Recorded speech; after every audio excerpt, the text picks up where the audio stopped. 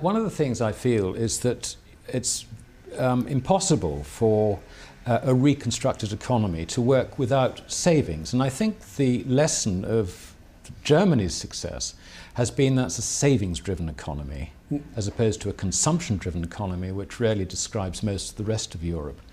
Do you think that savings are central to any, if you like, long-lasting economic recovery?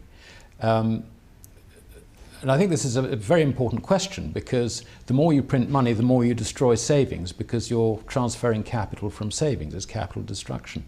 What do you think that they might place an emphasis on savings in Spain, the new government? People are beginning to say this, and the connection is savings and investment. Exactly. Investment is there because you get the future consumption. You hope to make a profit, but it's savings and investment. People don't seem to understand that investment is consumption. You use resources. So often one reads comment that you know, you've got the savings paradox and all this sort of rubbish. It's an old story that comes from 1936 and, yes. and a man called Lord Keynes. Well, savings is investment, is consumption. You consume hours of workers and you consume resources and whatnot. So there's no opposition between savings and consumption. It's only that consumption must come further down the line, and that you should look for savings and the right atmosphere for savings. Now, for investment, and that needs savings. That needs indeed. savings, yeah. And it needs savings not only in the way we're thinking now, but also for our retirement, and to take the place of some of the state activity in pensions and other things like that. And that change in mentality has to come. People will have to save more from much earlier to be sure that they have a comfortable retirement. Indeed. So really, I think what we can tell the new government is that they must encourage savings, because without that, then you know, the changing the law about employment hours or whatever isn't actually going to count for very much. It's savings that is probably the most important thing. Changing the not the law of retirement, the changing of the labour laws are also very important. It's obvious that the Spanish labour market doesn't work, because when, at the end of the day, if you go to one of those local markets, you see all the fish on the slabs there with ice on it. At the end of the day, nobody's bought it. Price must be wrong. Yes. And so our labour market is not working.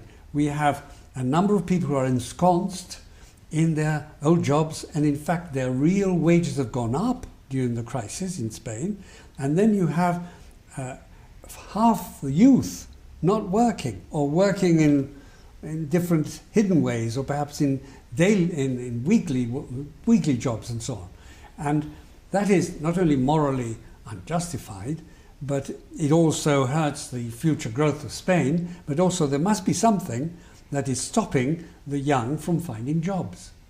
And also that's promoting the idea that you don't really need a job, and what's good in life to have a lovely time, and we have rights, we want rights, don't know who pays for them and so on. So there's a social mentality that comes with unemployment, and that can be is a tragedy in Spain. It is a tragedy, and particularly with such a high level of youth unemployment as well. As I understand it, it's really the highest in Europe, just about. It is the highest, and it must be 46% of young people from 16 to 25 are unemployed or officially unemployed. And that is very bad, because when you have a job that lasts for a week or for 2 months, then you're not trained. You don't go up the ladder in the company. And then there's another thing, which is the difficulty of creating a new company.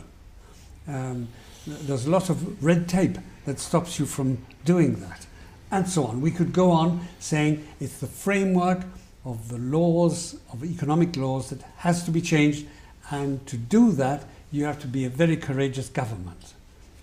Trade unions in Spain are financed by the government. Indeed. And by the European Union, not by the dues of their members. Now that should change, because if they're financed by the government and not by members, then they don't look after the members. They look perhaps after their small number of members, but they certainly don't look after the unemployed. Pedro, broadening it out a bit, we're all on a dollar standard. And so what goes on in America and the Fed is of fundamental importance to all of us, and we can't operate in a vacuum. What's your view of the quantitative easing that the Fed has engaged in? And I know that they don't have QE3, but they do seem to have an open checkbook, if you like, for anyone who needs any money. It seems that nobody is too big to fail. Nobody's too small to fail, perhaps. What's your take on this, and where is it going to take us eventually? What does it lead to? Well, our monetary system is a partial reserve system in that it's based on paper money, and the reserves or the cash that banks have to operate is multiplied by 5, 6, 7 times, so that there's a sort of general leveraging in the monetary system. And when you have a system like that, you do need a lender of last resort.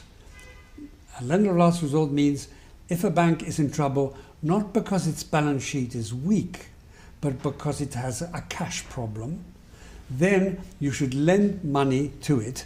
You should lend money to it. You should even print money to lend it temporarily for as against good assets. And this is what Walter Bagehot said in 1872, I think, or 65, anyhow, in the 19th century. So that's one role. And yes, if you have the monetary system we have, you do need central banks to stop checking accounts being destroyed because they are money. That's quite a different thing to help companies that are bankrupt. Indeed. And it's quite a different thing from bailing out the government from excess spending, which has got to be one of the fundamental reasons for quantitative easing. Yes. I mean, I just wonder what the interest rates would be in America and in Britain if the central banks didn't suddenly turn around and say, here's another £70 billion we're going to create out of thin air. Yes, they have this idea that low interest rates and lots of money will give you growth. They may ease a situation immediately, but then people notice that it's really paper money, and I don't think that'll give you the growth that people want. Growth comes from other things. It comes from discovering new ways of doing things, from new resources, from people working harder, and so on, or people being better trained, etc., but not from money being sloshed about and sent around. So, indeed, I think that the dollar policy is one that's hurting the whole world, and especially hurting us in Europe, and we are following too. It's that and the fact that the American government needs money for its deficit. There's one thing that we economists say: when you have a government deficit, then you have a deficit in the balance of payments. And then you have other people who are selling you things and taking your money in exchange. And that has also political consequences, because the Chinese are taking green paper with Franklin's head on it, and perhaps IOUs from the American government, and they now have a lot of power over the American government. Because if they started selling that, they would hurt themselves, but they would hurt the Americans too. So the irresponsible way that the American government has been dealing with war and expenditure and war against terror and so on is undermining their power and undermining the power of the West.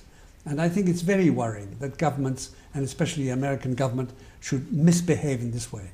It does feel rather like end of empire in a sense, doesn't it? Well, if they want to end their empire, let them do it. They have the resources to stay at the head of everything. Pedro, it's been fascinating talking to you. I'd love to continue for another hour because there is so much to talk about and what's going on. But anyway, I'm very grateful for this opportunity to talk to you, and you know, let's hope that Spain and Europe don't quite disappear in the way in which some people think it might. It seems they're going to listen to us because we have such a good network on the internet. Exactly, exactly. Thank you very much indeed. Thank you.